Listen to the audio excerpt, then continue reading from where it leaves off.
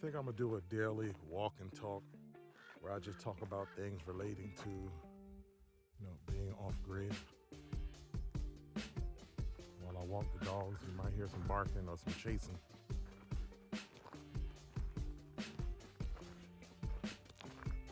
So yeah, so I just want to talk about being off grid. Now look at this view here. Look at this. Mountains, 360 view of the mountains.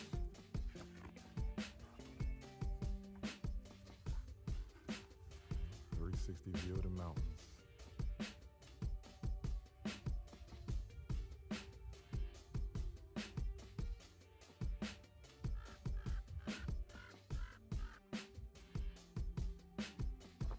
Not many neighbors. There's definitely some pros and some cons to being off grid. Because first of all, I want to talk about off grid and just what does off grid really mean. Some people have a misconception of what it means to be off grid. And really, off grid just means you're not connected to the electrical grid. That's really all off grid means. It doesn't mean you're not connected to the internet or to the world. It just means you're not connected to the grid. So, in order to have power, you use solar or alternative means, which is solar is the popular source. And that definitely comes with some cons. It comes with some pros because you feel a bit more energetic, a bit more, you're not tapping into those frequencies of the electrical grid. But then, it depends on what you want to run. The cost, the startup cost can be a lot. It can be a lot. And you can start out with things like power inverters, batteries. Lead acid batteries are cheap, but you can't cycle them down to zero. You can only do them to 50%, whereas lithium costs more, and the price is actually getting close. Lithium costs more, but you can drain them down to zero, but they're also a little more dangerous as far as when they get hot. You have to also be aware of that. I'm in the desert where it gets hot, so in the summertime, lithium, if you cannot provide a cooling situation for the lithium batteries, it might not be the best idea. But, we didn't go lithium yet, and you got to get charge controllers, and it is a process. More solar panels. Now, solar panels are pretty cheap. Charge controllers are not that expensive either. I think the main thing, the batteries cost. And, just trying to run an air condition, it's not easy. It's not easy. So really, we used a generator for the first couple of years, and we still got a generator, gas generator. But one thing I noticed about generators is like engines in a car, the more you use them, the more likeliness of them breaking down, at some point. We had several generators, and we've had problems. When you use it as your daily source of energy, yes, you will have problems. But our solar was only light. Oh, look at these things.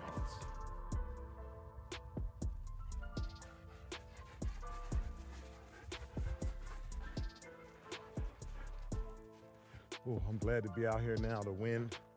So I'm in a remote location in Southern California.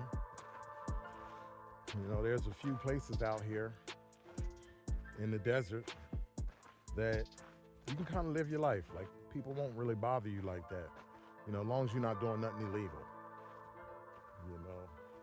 If you're setting up meth labs and trying to grow marijuana on a commercial scale, yeah, they gonna come and get you. But if you just living your life, not bothering no one, it's peace. It's peace and quiet. Look at all these acres of just untouched land.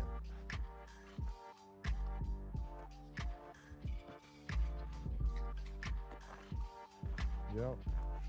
But that's also could be a con too, because in an emergency, when you don't have too many neighbors, you may not have an option to go to. Now we have a few neighbors that we could go to for an emergency, but to be honest, I tend to like to stay to myself. I've gotten acquainted with a few, and it wasn't really a good experience. So I'd rather just for our family just to be by ourselves and be able to, maintain.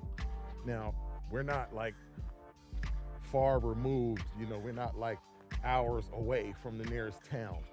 We're only really 5 miles out from in town. So I can hop on a bike, 5 miles from the bus stop. So I can, hop on a bike if I need to and ride to the bus stop, which I've done on many occasions when the cars go down, and that happens too. But overall, it's peace and quiet, and it's hard to put a price on that, on privacy. And what really brought us out here was during the pandemic. We had some money saved up. Our living situation, we had to make some moves, some adjustments, and we looked. Everybody wants social distancing or whatever, distancing themselves. So we was like, okay, there's 2 acres, 2.3 acres in Southern California. We was in Arizona at the time. We said, well, we hopped in a rental car, came on out here, drove about 4 or 5 hours, looked at the property and said, we'll take it. Because it's acres of land. You only got 2 acres, but you got access to a lot of land. And it wasn't many people. It wasn't many. Your nearest neighbor is going to be acres away, because most lots are between 2.3 and 5 acres. So your neighbors are going to be at least a couple of acres away, at the very close, Now there's lots that are right next to each other, and we've met people who bought lots near us. But so far, no one has set up anything right on it. Like there's a house a couple of acres from us. Well, maybe not even a couple of acres from us. There's one house, and eventually, somebody was living there when we first got here, and then they moved out, and then they sold the place, and now there's somebody in there. And then way across here, I don't even know if you can see, we got some neighbors, but they don't bother us and we don't bother them. So now, another con is a water source. Like you have to, provide your water. Sometimes when you want to have cheap land where you can get a couple of acres for say $6,000 to $10,000, oftentimes they don't come with no utilities. So the solar problem is easy. Now the water problem is not so easy, but there is a solution out here. They know that a lot of people come out here and don't have a running water system. So there is a water fill-up station, and it only costs like a penny a gallon to fill up water. So, and it's tap water, but it comes from the well. So it's actually well water. So, this water here has been rated some of the best in California. So the water is not that bad. It's drinkable.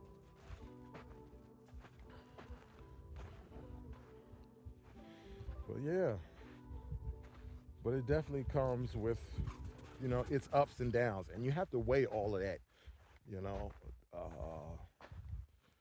because wells now are way overpriced. There was wells when we first got here. There was like, somebody said, yeah, 4 to 5, maybe 8,000 was the most I heard to get a well set up. Now, $30,000 to get a well put on your land, which is still not a bad idea. I would do it, but $30,000, that's a structure. That's a couple tiny homes. Like you gotta, well, I would suggest to get those things first, because having a solid structure is important. And because you get a lot of wind. You get brutal hot summers and you get a lot of wind. But for at least for about 8 to 9 months out of the year, the weather is really pretty comfortable. It gets chilly at night, and in the wintertime it get chilly. It never freezes here, but it gets close. It gets close to freezing. There's some 39s, 35s even. Uh, you know, low 40s in the winter. But so far, I mean, we're in October and it's pretty comfortable. It's just finally starting to go down, the weather. Yeah, we had a hot October in the beginning, like, in the hundreds, the low hundreds. And we just got out of the 90s the other day.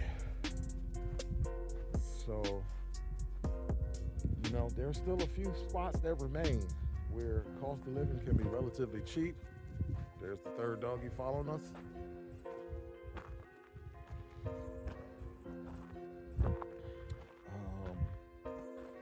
Yeah. So I just really wanted to just talk about being off grid, what it's like. And also, too, when you're out here and you're remote, like, you got to realize, too, when the cost of living is cheap, also opportunities may be limited as far as your money making, as far as just a regular 9 to 5. It's not a lot of opportunities. And when you find an opportunity, generally, they're not going to pay very well. Now, on the flip side of that is when your land is paid for, or if you got to make a relatively low land payment, like say $100 a month, and that's easier to come by, so you can make that happen with a lower wage as well. You just got to worry about taxes and your land payment. In some land payments, the taxes are put into your land payment. Some they're not. We do a private owner finance situation. If you do an owner finance situation, you can own property on an easier terms. Like, there's no credit check, anything like that. Just pay the money, and the land is yours.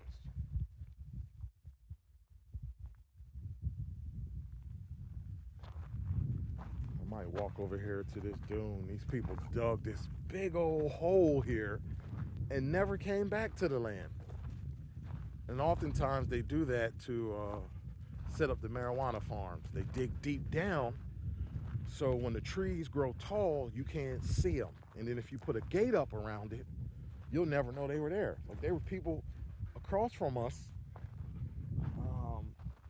They had a marijuana farm, and we never knew. But we could smell it, though. When the breeze, the wind, we could smell weed. But we didn't know.